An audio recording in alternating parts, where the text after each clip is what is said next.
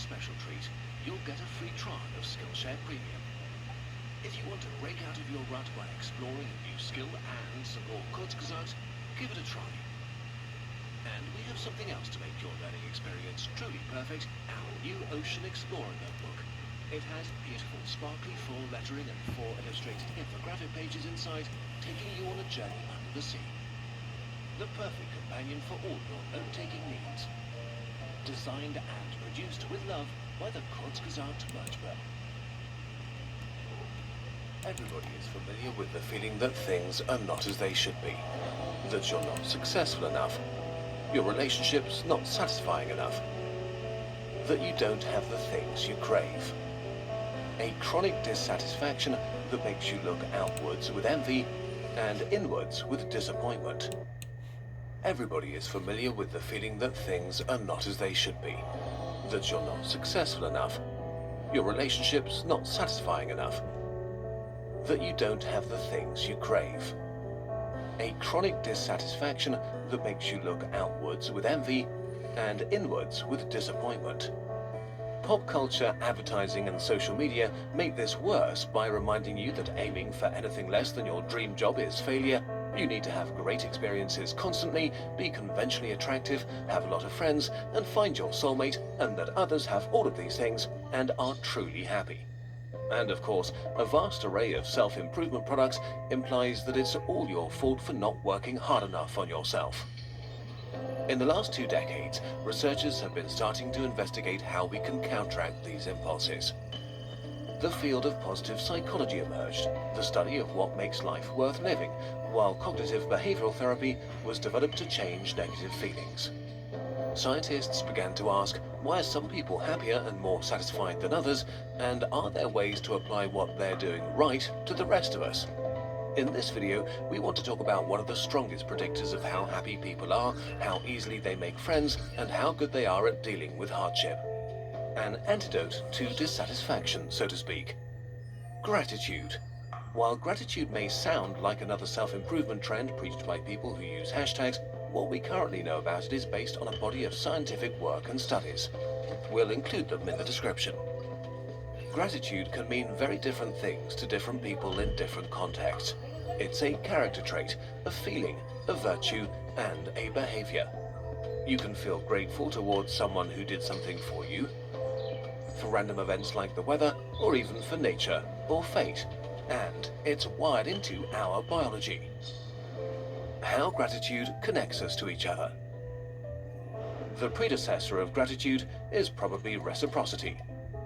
It likely evolved as a biological signal that motivates animals to exchange things for their mutual benefit and can be found in the animal kingdom among certain fish, birds or mammals, but especially in primates.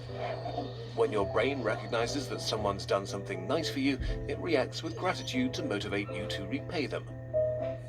This gratitude makes you care about others, and others care about you. This was important because as human brains got better at reading emotions, selfish individuals were identified and shunned. It became an evolutionary advantage to play well with others and build lasting relationships. For example, if you were hungry and someone else showed you where to find tasty berries, you felt gratitude towards them and a bond to return the favor in the future. A drive to be pro-social.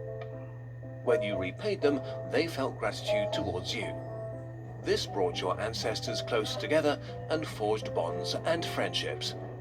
So early forms of gratitude were biological mechanisms that modified your behavior towards cooperation, which helped humans to dominate Earth. But over time, gratitude became more than just an impulse to play fair. The consequences of gratitude. Scientists found that gratitude stimulates the pathways in your brain involved in feelings of reward, forming social bonds, and interpreting others' intentions. It also makes it easier to save and retrieve positive memories. Even more, gratitude directly counteracts negative feelings and traits like envy and social comparison, narcissism, cynicism, and materialism. As a consequence, people who are grateful no matter what for tend to be happier and more satisfied. They have better relationships, an easier time making friends. They sleep better, tend to suffer less from depression, addiction, and burnout, and are better at dealing with traumatic events. In a way, gratitude makes it less likely that you'll fall into one of the psychological traps modern life has set for you. For example, gratitude measurably counters the tendency to forget and downplay positive events. If you work long and hard for something, actually getting it can feel daft and empty. You can find yourself emotionally back where you started and try to achieve the next biggest thing, looking for that satisfaction instead of being satisfied with yourself. Or imagine being lonely and wanting to have more friends.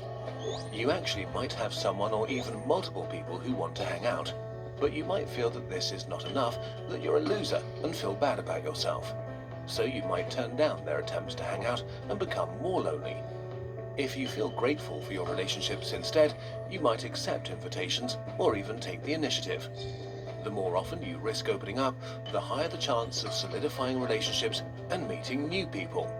In the best case, gratitude can trigger a feedback loop. Positive feelings lead to more pro-social behavior, which leads to more positive social experiences that cause more positive feelings. This is a common experience after serious hardship, like chemotherapy, for example. Life can feel amazing after a crisis is over. The smallest things can be bottomless sources of joy, from being able to taste to just sitting in the sun or chatting with a friend. Objectively, your life is the same or maybe even slightly worse than before, but your brain compares your present experiences with the times when life was bad and reacts with gratitude. So, in a nutshell, gratitude refocuses your attention towards the good things you have. And the consequences of this shift are better feelings and more positive experiences. While it is great to know these things, is there actually a way for you to feel more of it? How to make your brain more grateful. The ability to experience more or less gratitude is not equally distributed. You have what's known as trait gratitude, that determines how much you are able to feel it. It depends on your genetics, personality, and culture. This discovery made scientists wonder if they could design exercises that change your trait gratitude and lead to more happiness. Let's start with important caveats. It's not yet entirely clear to what degree gratitude can be trained or how long the effects last. There are no magic pills for happiness. Life is complicated. On some days it feels like you're in control of yourself, and on others you feel like you're not. And this is okay. Also, sometimes pursuing happiness can make you more unhappy if you put too much pressure on yourself. Gratitude should also not be seen as a solution to depression or a substitute for professional help. It can only be a piece of the puzzle. It's not the solution to the puzzle itself. The easiest gratitude exercise, with the most solid research behind it, is gratitude journaling. It means sitting down for a few minutes, 1 to 3 times a week, and writing down 5 to 10 things you're grateful for. It might feel weird at first, so start simply. Can you feel grateful for a little thing, like how great coffee is or that someone was kind to you? Can you appreciate something someone else did for you?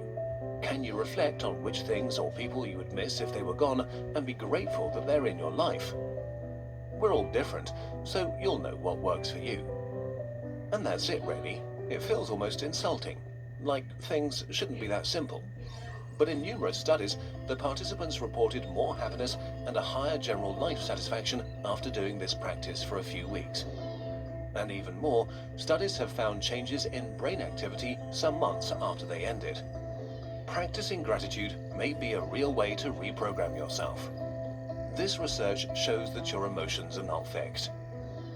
In the end, how you experience life is a representation of what you believe about it. If you attack your core beliefs about yourself and your life, you can change your thoughts and feelings, which automatically changes your behavior. It's pretty mind-blowing that something as simple as self-reflection can hack the pathways in our brain to fight dissatisfaction. And if this is no reason to be more optimistic, what is? Being a human is hard, but it doesn't need to be as hard. And if you actively look, you might find that your life is much better than you thought. If you're curious and want to try out gratitude, we made a thing. Everybody feels lonely from time to time. when we have no one to sit next to at lunch, when we move to a new city, or when nobody has time for us at the weekend. Everybody feels lonely from time to time.